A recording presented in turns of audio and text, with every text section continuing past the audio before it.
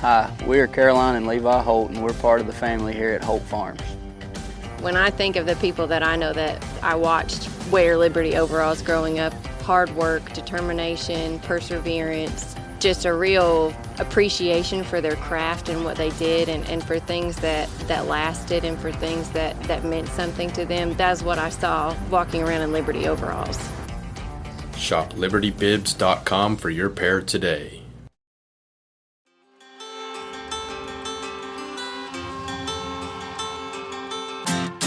Hi, I'm Caitlin Dubin, and this is the Rural Woman Podcast.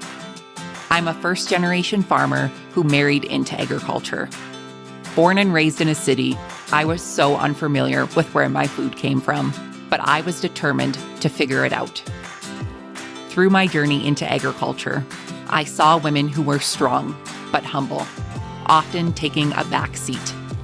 To me, these women were leaders who deserved a seat at the table. I created the Rural Woman Podcast to share the voices of women in an industry whose stories often went untold. The rural entrepreneurs who live and breathe their work, full of grit and pride. We come here to share our stories, to be in community with each other, to be challenged and inspired, but most importantly, to be celebrated and to be heard. We may not all live, farm, ranch, or homestead the same, but we are all connected. We are rural women, and our stories are worthy of being told.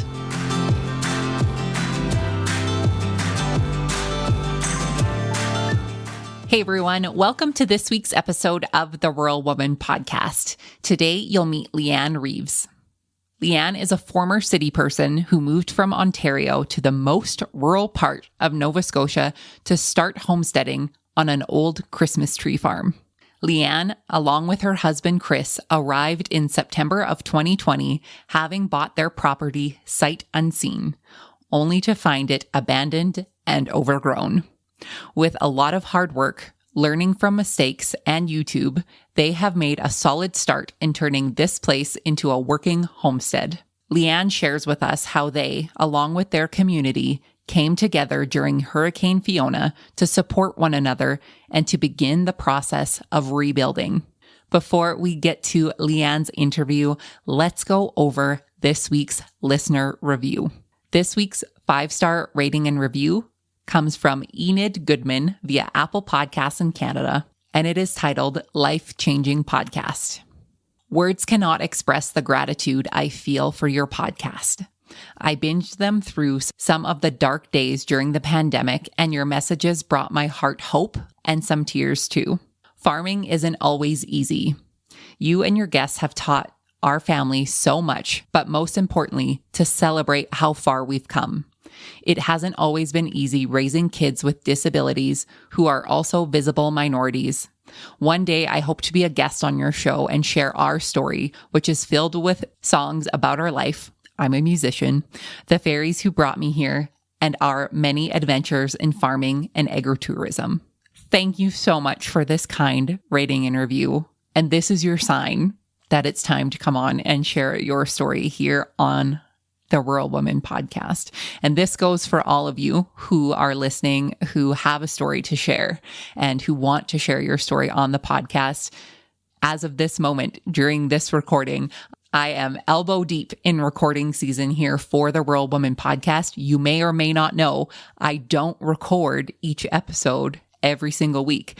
I record the majority of my podcast episodes during the winter season, which is not farming season for me. So as soon as I jump off the combine in the fall, I get right back into the recording studio and batch record all of my interviews with all of these amazing women in the matter and span of about 3 months. So it's very busy, but I love it so, so much. So if you're listening to this and you are interested in sharing your story on the Rural Woman Podcast, there is a link in today's show notes, or you can head on over to wildrosefarmer.com and click on Be a Guest of the Rural Woman Podcast. Even if you yourself don't want to be a guest and you have somebody that you think would make a great one, you can nominate them as well. So again, head to the link in today's show notes or head on over to wildrosefarmer.com. Without further ado, my friends, let's get to this week's episode with Liane.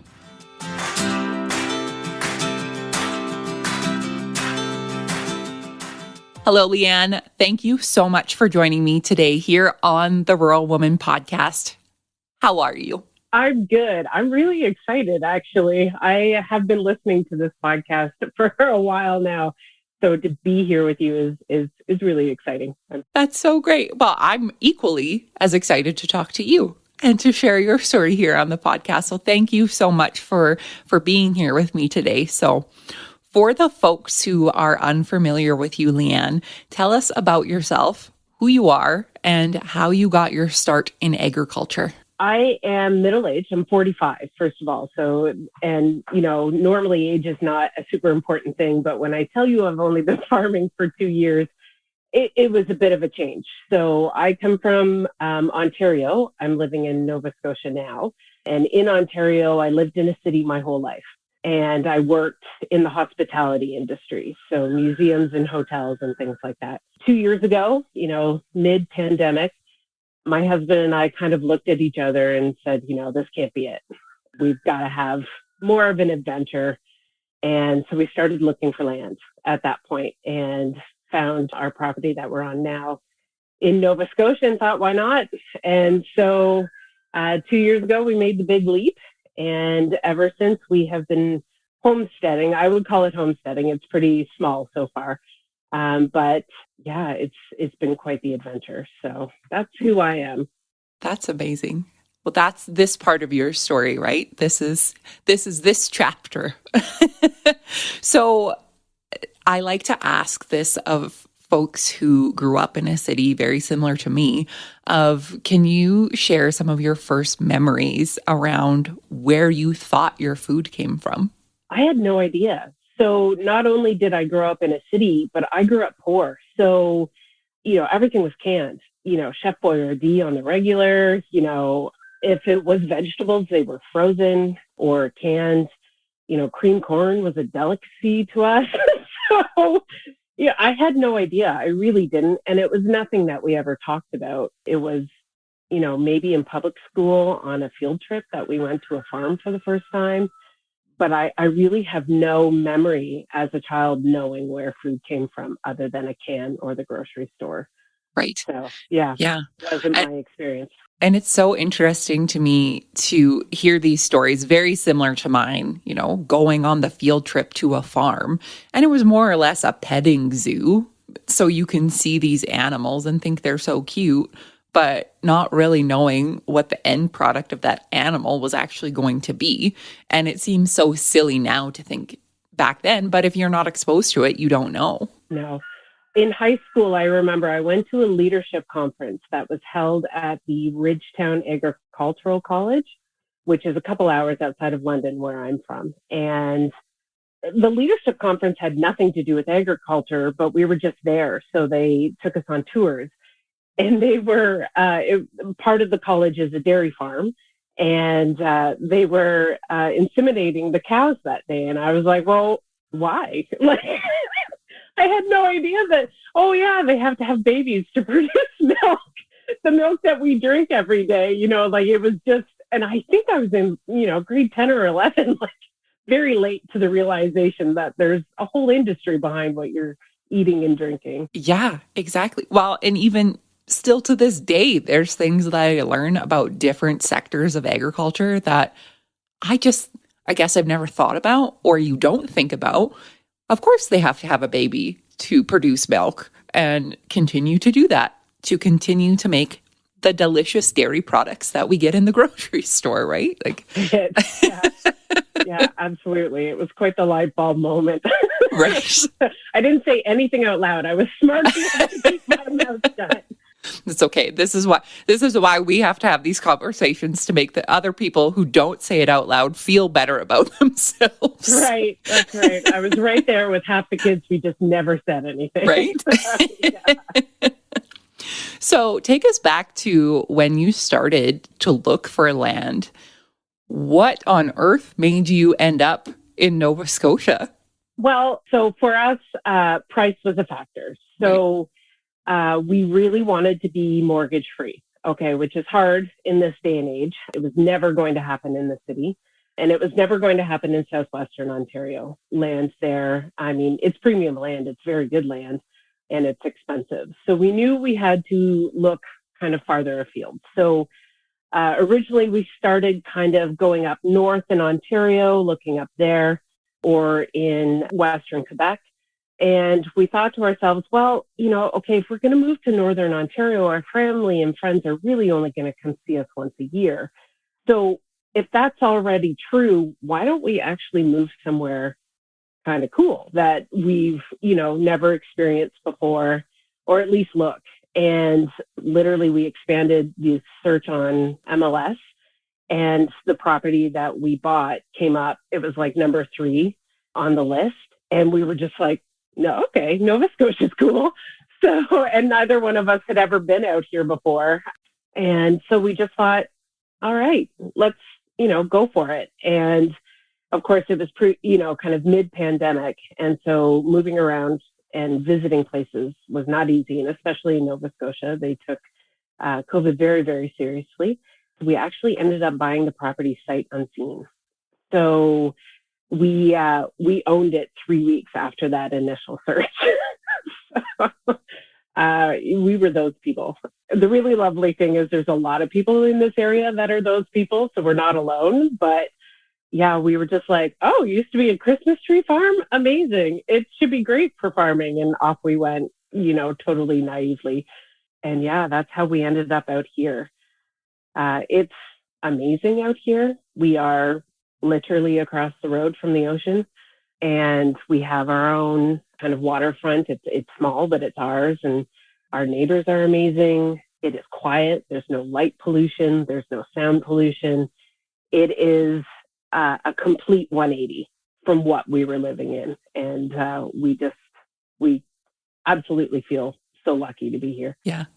What an amazing adventure to going from an internet search to buying a property in a completely different province on basically what I would feel like it would be like the other side of the world. Like myself, never being to Nova Scotia myself, I could not even imagine making that leap. So kudos to you, because I know there are folks listening who that's the dream, right? Like that's the dream.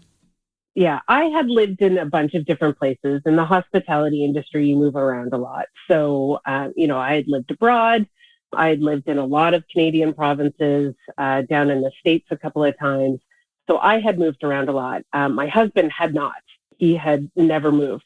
And so, to me, it really wasn't that big of a deal, because I've always had the attitude of, if I go somewhere and I give it a fair shake and I don't like it, I can just come home, and my husband was like, but we would own a property. Like you can't just go home from there. And I was like, sure you can. It's just paperwork. Right. Yeah. So it wasn't that kind of intimidating to me. To him it was, but he has a lot of faith in my ability to acclimate, and B, he is just a guy who puts his head down and gets things done. So he knew no matter what we walked into, we would be okay. Right. Well, and knowing the area that you're in, fingers crossed, there would be another couple like you who would be like, let's just sell everything and buy the property if it didn't work out, right? But but luckily that hasn't happened yet. So Exactly. So when exactly did you move to your property in 2020? Sure. We left the day after Christmas in 2020. Wow. So we arrived here, I think it was the 28th of December. We had done a couple of trips out. So we had officially seen the property.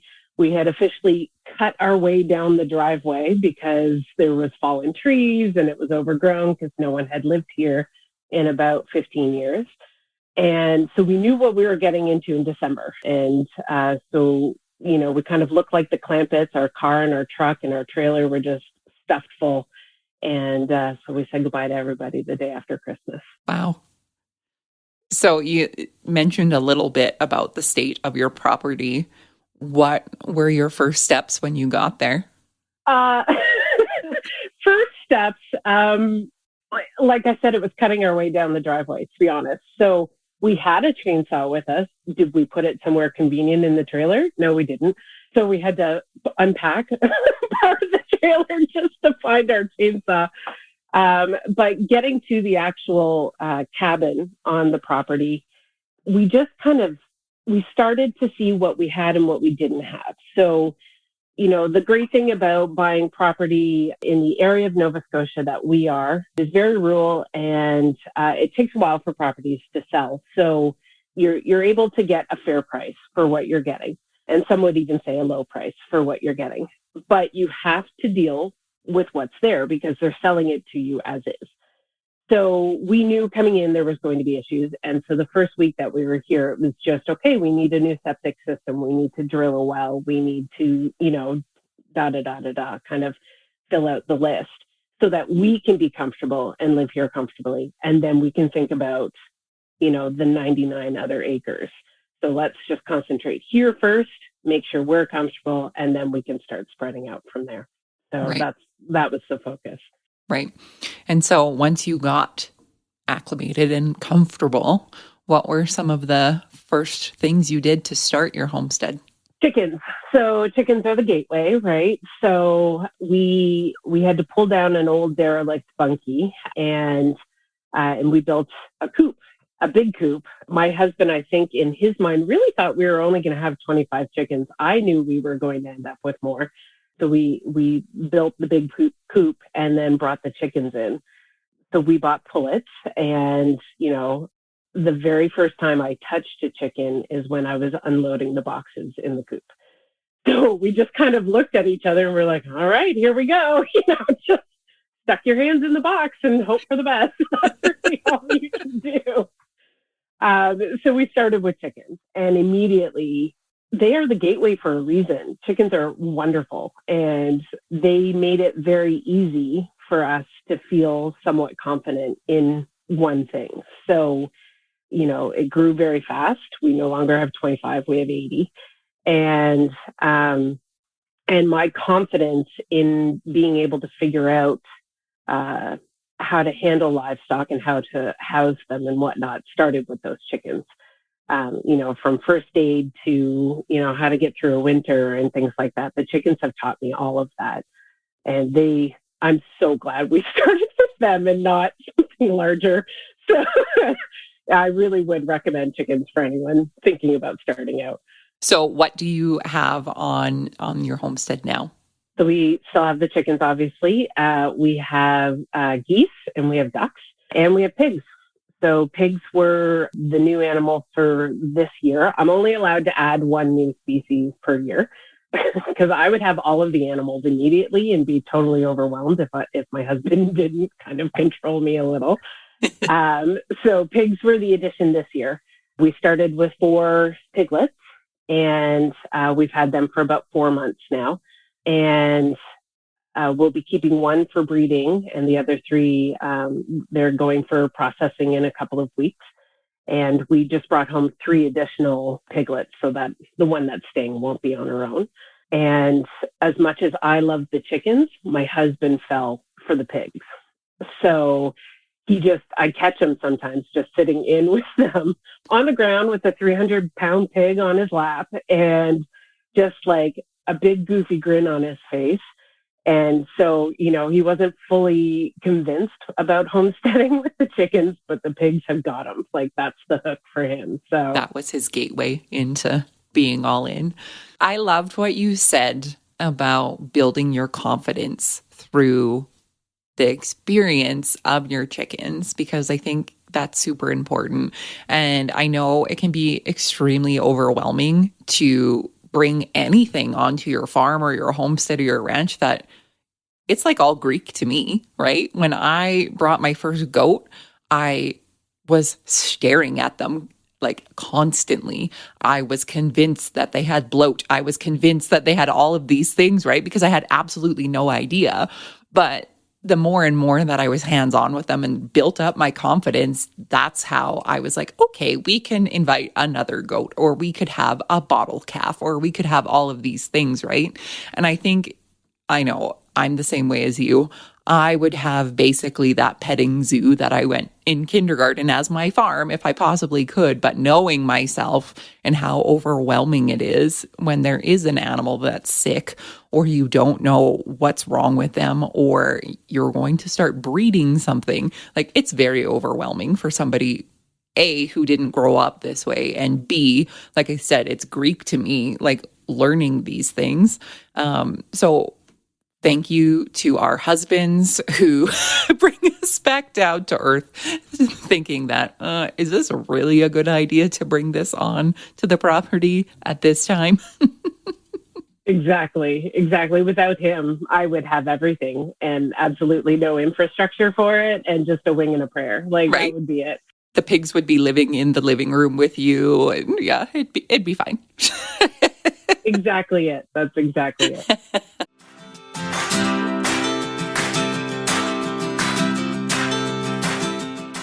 Agriculture is changing fast. With tighter regulations, higher input costs, thinner margins, and constantly evolving technology and practices, it's not easy to keep up. There have been huge advantages in our ability to access knowledge, yet we're spending more time than ever hunting for the right information. Farmers spend on average 19% of their time seeking information. The knowledge farmers need to stay ahead of the curve is out there, but that doesn't mean it's fast or easy to find. All the knowledge and expertise in the world can't help farmers keep up with changes unless they can find it fast. And getting from question to answer quickly is make or break for the future of farming. The next great revolution in agriculture is finding the right information from the right expert at the right time. And AgVisor Pro is jumpstarting that revolution. AgVisor Pro has an independent network of some of the best professionals in agriculture. Their app taps into the network in a way that gets farmers the information, services, and expertise they need faster than ever before. Meet the future of farming head on with AgVisor Pro. The AgVisor Pro app is available on iOS and Android. Head to the link in the show notes to download the AgVisor Pro app today.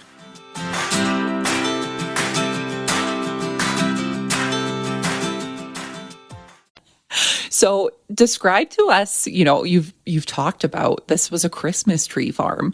So describe to us the physical landscape of your homestead, because I can guarantee you it's a little bit different than what I'm looking at through my window here. Oh, I can guarantee it too. It's a little bit different from most of Nova Scotia, to be honest with you. So we're on the eastern shore of Nova Scotia, and the eastern shore is known for being rocky. So we are on bedrock. So if we're lucky, we have about 4 inches of soil cover, but in most places we don't. So evergreens or fir trees, they grow out rather than down. So they're perfect for this kind of landscape. And we're really learning that now after Hurricane Fiona, because so many trees have upended. So we know that there's rock immediately underneath them. But there's no pasture here. There's no grass. Like, there's a little bit of grass in front of the house because we put it in. But if we want grazing animals, we have to A, clear the land, and then B, somehow figure out how to grow the grass and things like that. So Christmas tree farm was perfect for here. Those Christmas trees are now 40 feet tall. So yeah. And I'm not willing to scale up them just to top them. So, every time that we want to bring in an animal, we have to first decide, is it an animal that will thrive in a forest location? Or do we have to this year clear the land and start creating soil there so that we can get ground cover for that animal? So it's almost a 2-year planning phase if we want kind of, grazing animals. I really want sheep, but it's going to take 3 years for me to get pasture enough for them. So that's what our farm looks like. It's beautiful and it's big, but it's very challenging. Very challenging. Right. Well, follow up to that question is talk about the economic landscape in your area and the challenges there. Sure. So Our part of Nova Scotia has the highest unemployment rate, definitely in Nova Scotia, but probably in the country.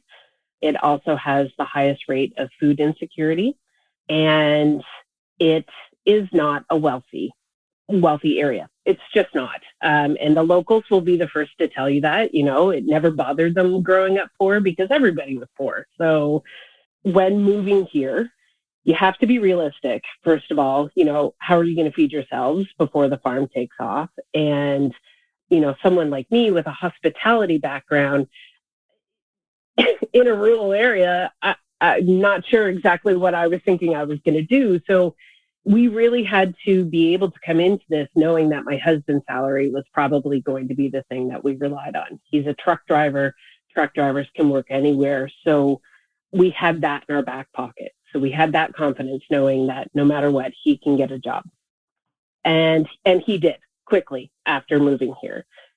For myself, I can't just go and get a job at Tim Hortons. The closest Tim Hortons is an hour and 15 minutes away from here. So I had to create something for myself before the farm could ever, support us financially in any way, shape, or form. So with me, I had to look at my skill base and say, okay, what can I do? And I can bake. So I started baking and selling it at farmers markets and in the local community and things like that. This year, the eggs that our chickens produce are supporting all of the animals now. They buy all the feed for the animals, which is amazing, but they're not supporting us. So you have to know, no matter what, that you have some kind of stable economical base.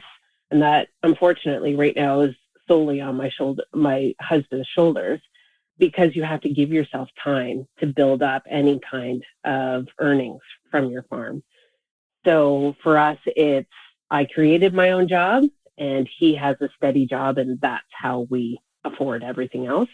And we're growing the farm to not only just feed us, but also support us in the coming years, hopefully. Right. Yeah. Well, and like you said, it's a scary time, right? Like in the economy that we're in, and I don't care what province you're in, it's a scary time for a lot of us. But to know that you live in an area that it was similar to that before any of this even started prior to 2020.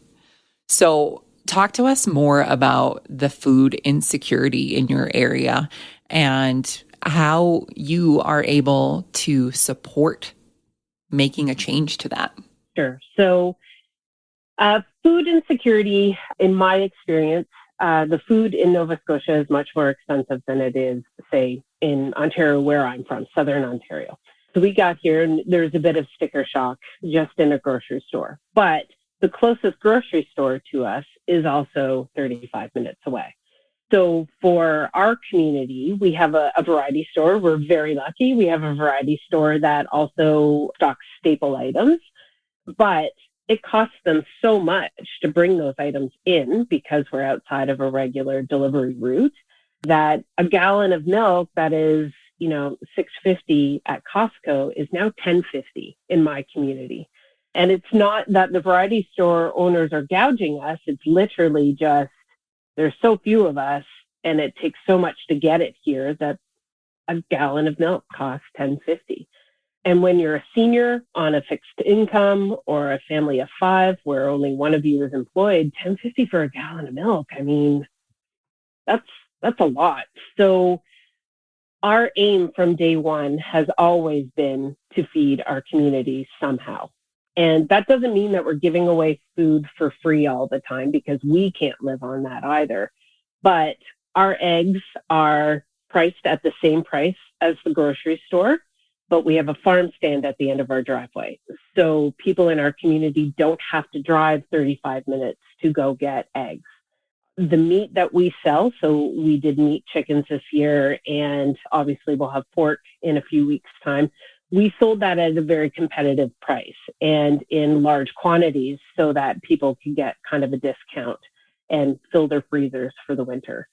This summer, I brought produce in from another farmer. Being on Bedrock, we don't, have a market garden. Also, I'm not that great of a gardener. So, I was running a farmer's market close to us. And so I would go and pick up produce from another farmer and put it in our farm stand so that our community could get fresh vegetables, again, without having to drive so far to get it. And so that has been our focus in just, if we need it ourselves, obviously the community does too. So we try to provide it for them right here in the community rather than having to drive so far to get it. Right.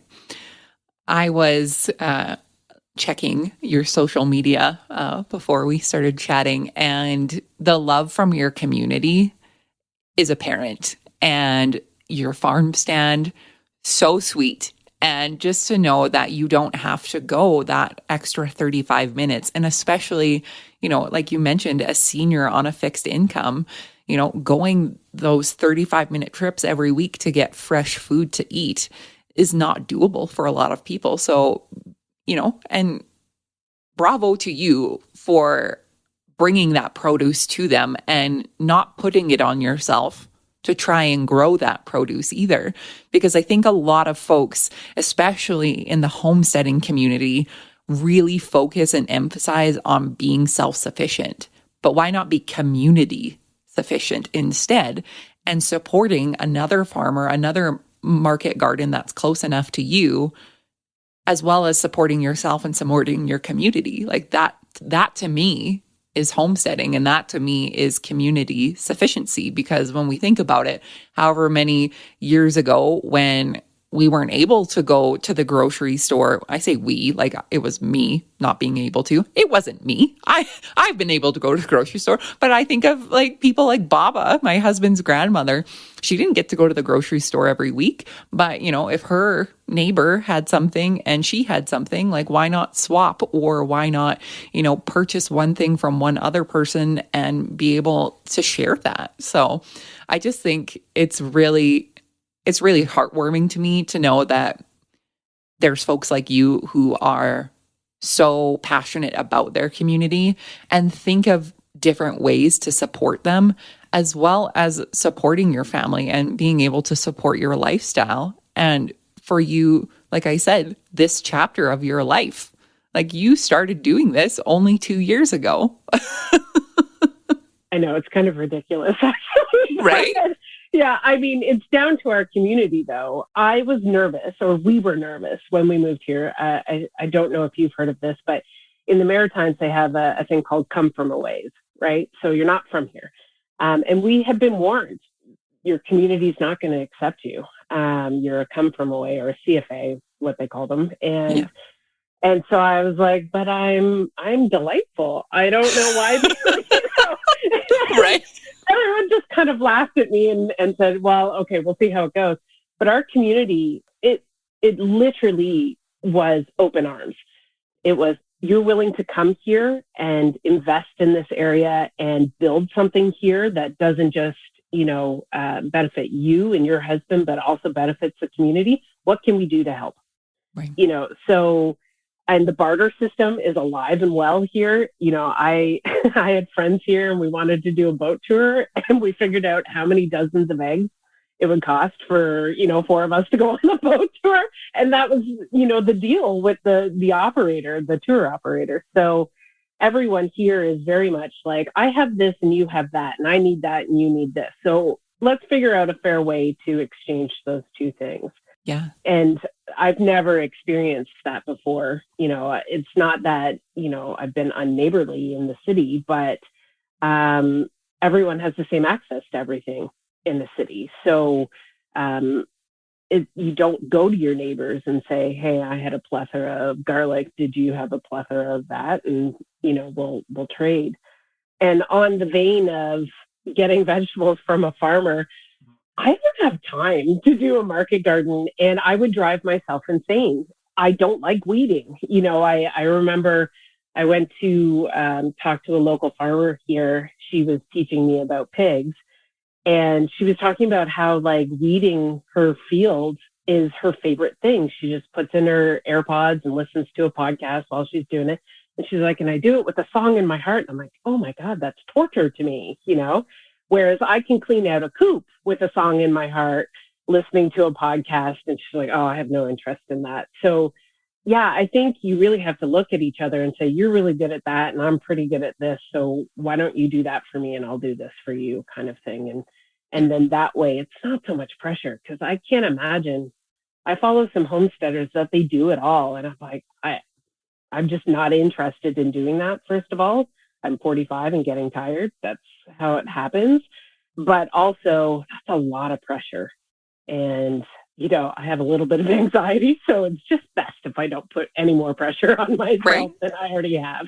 Exactly. So. Well, this should be the gold standard, Liane, of like, this is how we're supposed to be doing this. Like, stop putting all of this pressure on yourself. And like you said, it is a lot of pressure, and especially for the folks who are feeding communities, or there's folks who rely on this person for a lot of what they eat. Like, that is a lot of pressure. And like you said, doing things that bring joy to your life or joy in your day. Like, to me, cleaning out a chicken coop doesn't sound like a really great time. But then again, I do it for the goats. But I like doing it for them. So I guess, it's all, it's all in what you make it. Right. So right. I want to talk to you about Hurricane Fiona and what that did for your community. When we think about differences of growing food and providing for communities, and people do this all across the world, something that I don't think I'm ever going to have to worry about here in Alberta is a hurricane.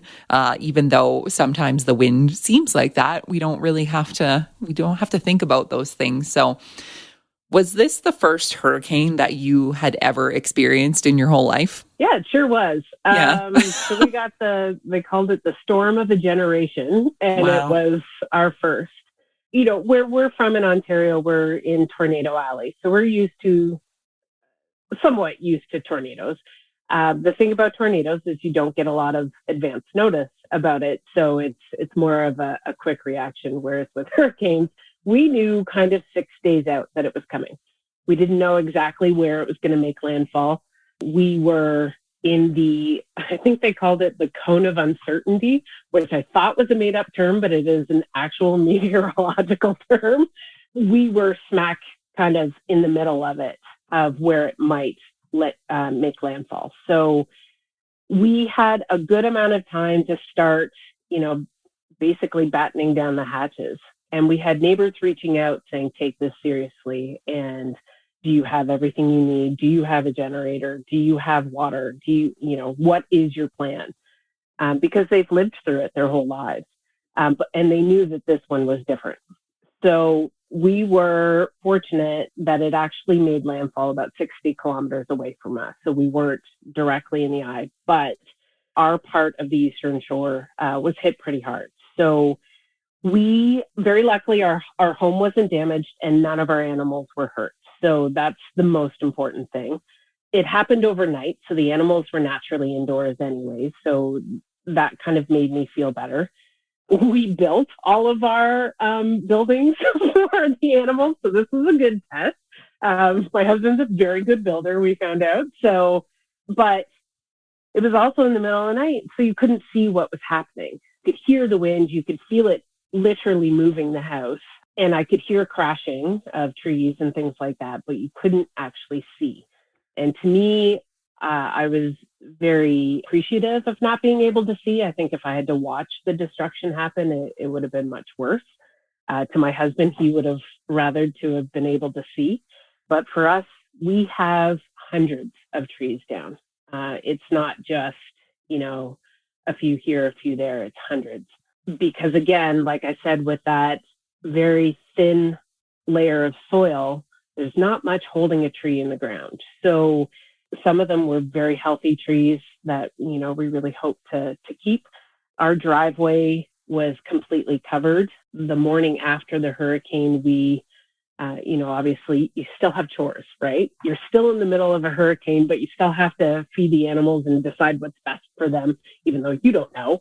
And so we were outside and the fence to the chicken run was down. The electric fence to the pigs was down.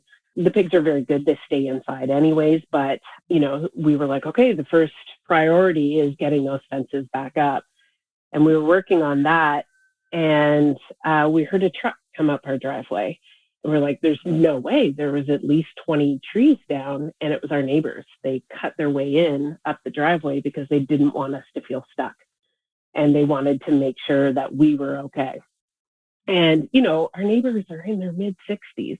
They're like, we just shoved it off to the side of the driveway. I hope you're okay with that. Oh my God, this is amazing.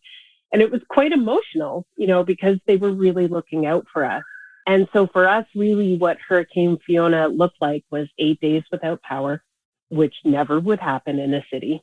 That is just not a thing. It looks like what will take probably upwards of a year to clean up after, which again, doesn't happen in a city, right? You put your branches on your boulevard and it magically gets picked up by somebody. That's not what happens out here. So every bit of progress that we had made over the last couple of years, it was gone. It not entirely, but it felt like it was gone in the first few days. We had built a bunkie and it was ripped right off of its supports because 3 trees landed on it. Trees that we use for shade for our animals, we use for supports for the fencing, things like that. They're just gone. So our community was suffering. We don't have cell service out here, and the phone lines were down and the power was gone. So we were effectively cut off. Now, we are lucky in that we have satellite internet. We have Starlink. And so when our generator was on, we had Wi-Fi, which means we had access to using our cell phones. But we had an 80-year-old neighbor who was entirely on her own and no phone, no power. And so, it's, I don't know. I'm a little emotional about it, to be honest with you, because I've grown up in a city just knowing that there were services out there that would come to your rescue if you needed it. But we really found out in the hurricane that when you live rurally, you're on your own and you and your neighbors are it. So our community center opened as a comfort center and made meals for 10 days, breakfast, lunch, and dinner for anyone who didn't have power. We sourced generators for people who needed generators. Because we had access to Facebook, we had family members reaching out to us to go and check on their family members that they couldn't get in touch with, that kind of thing. So the storm was scary. The damage is a lot, but the community was amazing. And it really gave us a chance to reach out to our local politicians and say, this isn't good enough. You can't just leave us out here because there's not very many of us. You can't leave us out here to be this vulnerable, And so it's really opened up a lot of conversations saying, cell service, it has to be a right. You have to be able to access it. If you can't guarantee me that telephone lines are going to be working all the time. A neighbor of ours just got her telephone back literally last week, 4 weeks after the hurricane. So it's just things like that where every time we go through something like this, it tests us and what we have around us and whether we can handle something. But it also shows us how strong our community is and where our weak points are. And that's when you say, okay, well, now it's time to reach out to the powers that be and say, I'm sorry, you have to provide more. We're out here doing the best that we can. We ask you to do the same thing.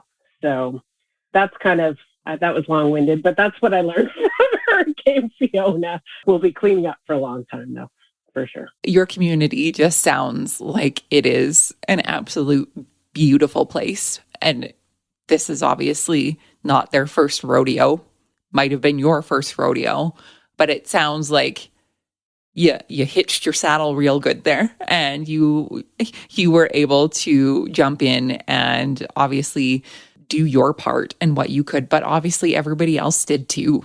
And to me, that is absolutely heartwarming to know that that still happens places.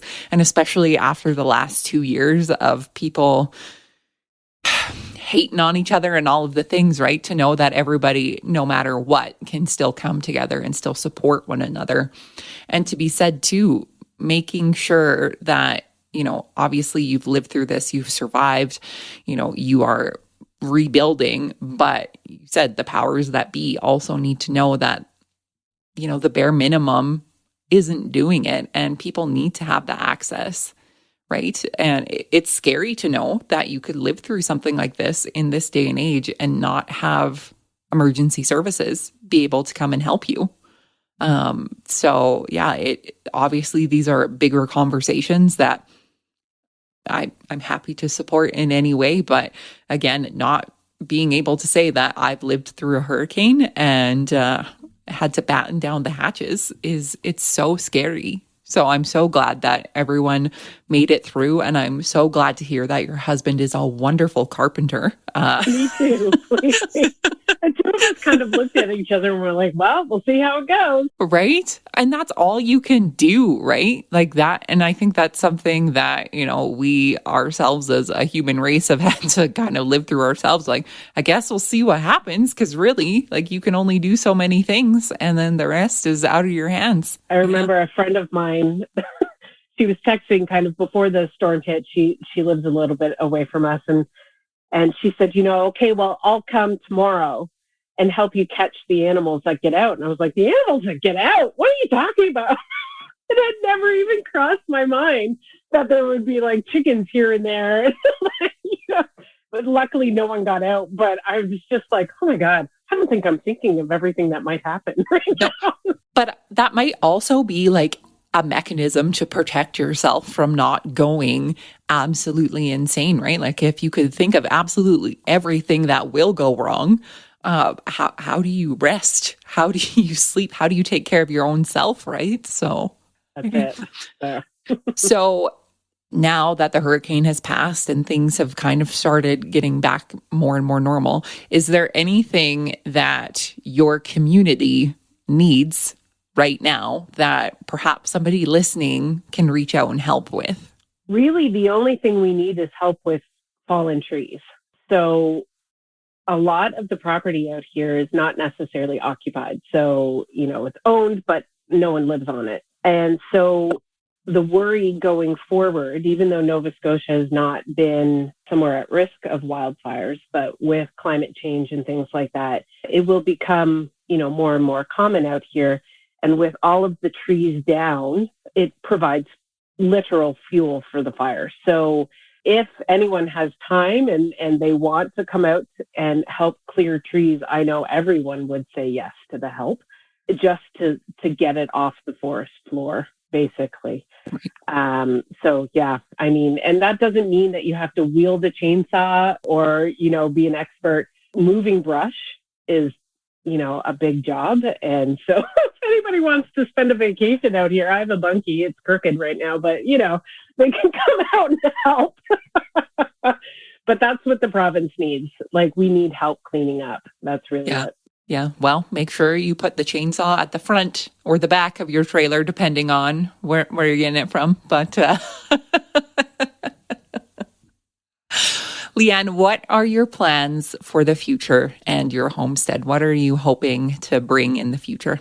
Our real hope is we want to bring more food and a sense of a place here in this community. So our plans for the future, and this is kind of 5 or 6 years off, but is a general store where we can provide staples and, home cooked meals and things like that, but also a place for our community to gather and have a cup of coffee and a conversation and things like that. So, while also having our eggs and our meat and all of that kind of stuff. So that's really where we're going with it. And of course, sheep at some point. Sheep, come on. Yeah, I know the pigs are going to be expanded next year because my husband is just head over heels for them. But someday I'm going to have sheep out here. It's going to happen. I know it's going to happen for you. And through the power of community, it's going to happen. Liane, thank you so much for chatting with me today.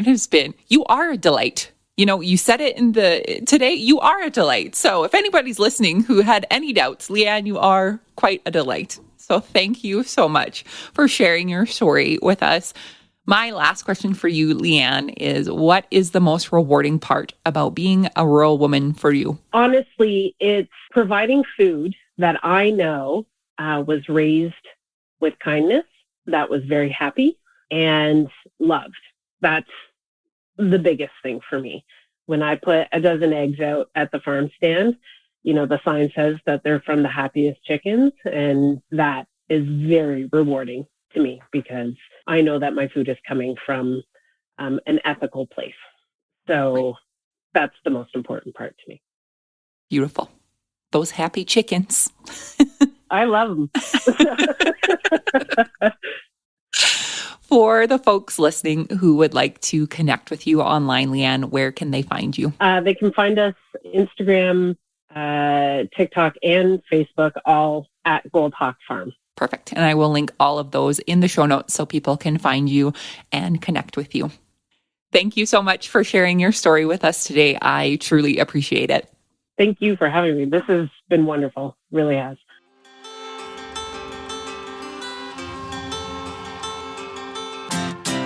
Thanks for listening to the Rural Woman Podcast, a proud member of the Positively Farming Media Podcast Network. The Rural Woman Podcast is more than just a podcast. We are a community. A huge thank you to the Rural Woman Podcast team, audio editor Max Hofer, and admin support from Kim & Co. Online. A special thanks to our Patreon executive producers, Sarah Riedner from Happiness by the Acre and Carrie Munven from Laystone Farms. To learn how you can become a Patreon executive producer or other ways to financially support the show, head on over to wildrosefarmer.com to learn more. Be sure to hit the follow or subscribe button wherever you listen to the podcast to get the latest episodes directly on your playlist. And if you are loving the show, please be sure to leave a rating and review on Apple Podcast or any other platform that accepts ratings and reviews. You can connect with us on social media at The Rural Woman Podcast and with me at Wild Rose Farmer. One of the best ways you can support the show is by sharing it. Send this episode to a friend or share on your social media. Let's strengthen and amplify the voices of women in agriculture together. Until next time, my friend, keep sharing your story.